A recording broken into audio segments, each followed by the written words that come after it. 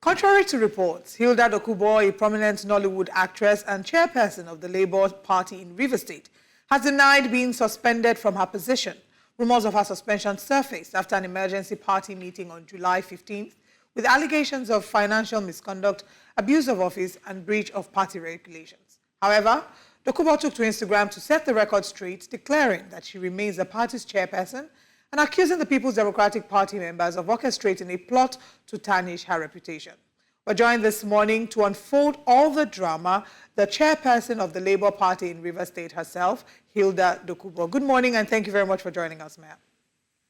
Morning. It's a great pleasure to be here. It's great to have you as well. The letter was signed by people who you claimed are not a part of the party. I want you to speak further, first of all, as to if you've found out the origin of this letter, and how and why it was even written in the first place. First is, yes, I have traced the origin of the letter, and I wish that it was something I knew you were going to ask. I would have posted it to you. I was in Buguma, the Asaritoro headquarters yesterday for our usual Labour Party meeting, and I decided, I ran as Labour Party candidate for Asaritoro Akukutoro Federal Constituency in 2023, and then the campaign started. I lived in my community for 6 months straight. The only time I came to Port Harcourt was to buy food, so I know these people. For instance, the guy who signed Ajala Monia. Ajala Monia is a PDP card-carrying boy who twice tried to disrupt my campaign until he was called to order and told never to try it again. I am a daughter from the Okwaro. If you ask the people of Calabar what that means, they will tell you. So that was how he stopped. Osaki Dokubo, like even the name tells you, is a first cousin who is the ward coordinator for PDP, could not even campaign for me, even with the blood relationship, because at the time, the governor had given all of them instructions, or the former governor, on what to do to people who were from any other party campaigning in the communities. The second, Osaki Depri, is the wife of somebody else in Ward 7, another PDP. So it was a bunch of PDP people. Guess what?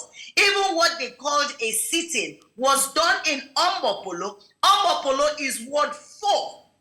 So nobody in that team, if you looked at what they put behind them as flag or whatever backdrop, you will see how new that thing is. So they were in a place that was never, you can't even relate to Labour Party in Asaritoro. So we already know every single one of them, and they are prepared to even say so. In fact, they have already said so. They were apologizing and crying yesterday. Yeah. They did not know what to call them for. They told them that there was going to be an empowerment meeting. So they should come and write their names, account numbers, and I think account numbers and ward. That was all they did. So they packed all of them there without them knowing. And my people, not a lot of them, they're not educated. So they speak better in Calabari language. So every time you want to confuse them, if you watch my videos for campaign, you'll find out that I did more campaign in Calabari language than I did in English language, because I understand how it is with the people at the grassroots. So yes, we know all of them, and yes, they are all PDP members. They have not crossed. Now, the reason they're doing this, can I go on? Yes, the reason they're doing this. Yes, the reason they're doing this is because, if you recall, when the 27 lawmakers defected into APC, I challenged that, and I told them that it was against the law. The Constitution of Nigeria is clear on what happens to you once you move. I didn't just stop at making a video. I actually sued them to court. I am a deponent to that case, and I got a lawyer. So they have tried, they have called, they have cajoled, they have blackmailed, they have done everything to get me to drop that case, and I have bluntly refused. So that is one anger. The second anger is that the River State INEC announced the dates for the councillorship and chairmanship elections. I'm Labour Party chairperson. I attended that workshop, and as usual, I will ask questions. So I asked questions, and corrections were made and things, and we have been working amicably. Now, some people who had carried out anti-party activities during the last elections, collected money, sold people, were suspended at NEC, who had also taken me to court upon my appointment and had lost twice on the roll. The rulings are there. Ran again to RISEC to see if they could collect the documents. And they told them at RISEC, Chairman Labour Party is Hilda Dokubo. She has collected her documents. And all hell went loose. Why? Because all the people were thinking that this was one opportunity to use. I don't handle finances in Labour Party at all. Labour Party River State does not even have money. I have no relationship, no dealings whatsoever with finances. We have a financial secretary and we have an accountant. All right. So that's all political. If you remove Hilda, this case will die in court because there won't be a deponent anymore because she's no longer chairman. How much faith do you have in the case, the one you're speaking about? How much faith do you have in it? And then also, I also want to talk about Labour Party in Rivers State and how it is actually surviving. And many people would argue that, Rivers State doesn't really have a Labour Party, wing. I mean, it exists on paper, but it's not been able to really pull a lot of weight when needed. If it wasn't pulling a lot of weight, all this drama won't be going on. Nobody throws stones at a barren tree. Everybody throws stones at trees that are fruitful, and that's what is happening. We are so strong. As a matter of fact, we are the number one party to look at the very moment, because the PDP and the APC, we don't know which is what. They are both PD, APC, AP, PDP, whatever, it's gone. So even in the last election, what it was PDP, APC, Labour. So we're that strong, extremely strong in Rivers State. What faith do I have in the judiciary? I tell you, we have a good case. We have a good case. Do I trust the judiciary 100%? Not exactly. But, let's push this. Let's push this for my children, my grandchildren, my great-grandchildren, and generations unborn. Because if we don't get this right, it will affect everybody in the state. Let it be recorded that I tried, I did my best, the judiciary failed us. It will be better to say it that way and to see it that way than for all of us to just remain docile and reluctant about it. Okay, now let's talk about what's happening in Rivers State in terms of governance. Many would argue that governance has taken a backseat in Rivers State with the seeming drama going on with the current administration and in some way the previous Governor Nyesom Wike. So what are your thoughts on what is the current position regarding governance in Rivers State, and what are your thoughts about the drama? Rivers State has never been as peaceful as it is today. We're at peace. The governor is doing his best. I mean, a man who has so much distractions all over him and yet has managed to stay focused to provide leadership and governance. I want to commend him for staying the way that he has stayed and paid very little attention to all the distractions, focusing on leadership.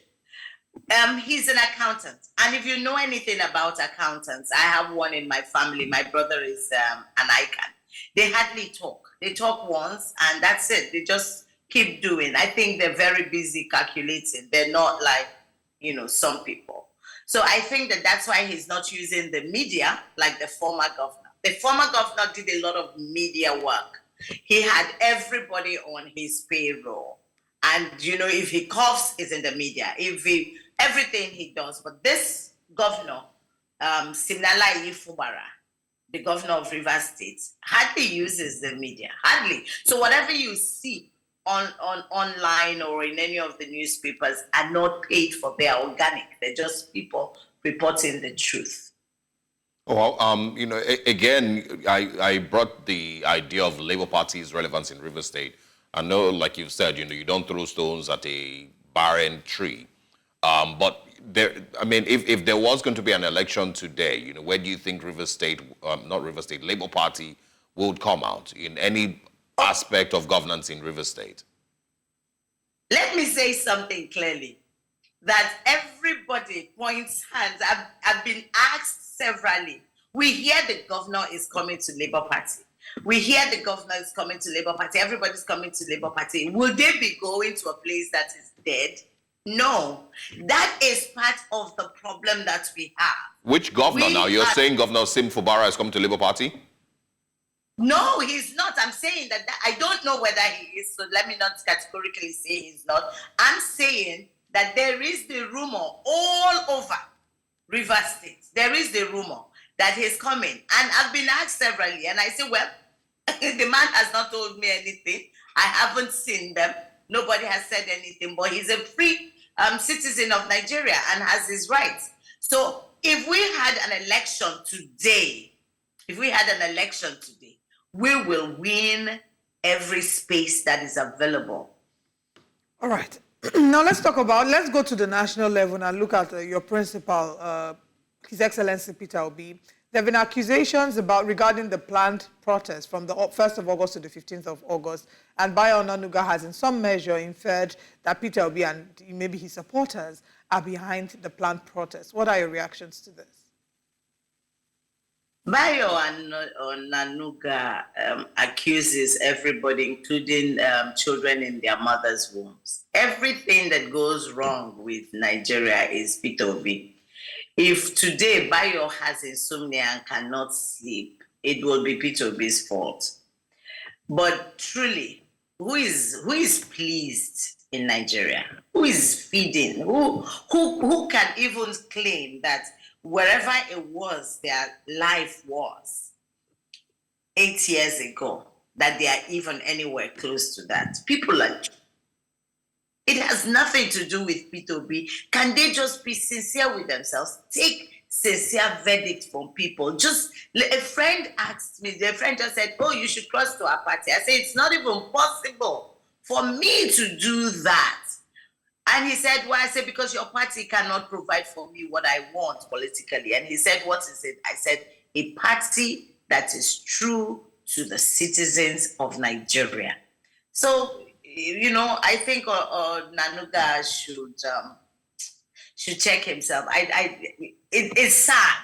It's sad that a man who should advise the president of Nigeria, who should listen to the heartbeats of Nigerians and feed the president sincerely, is feeding the president with lies. It's heartbreaking. But what do you think are, what do you think will be the outcome of this protest if it eventually happens? Are you in support of it? When we protested the last time, the president himself has been part of every protest in Nigeria apart from the NSAS. Every protest in Nigeria.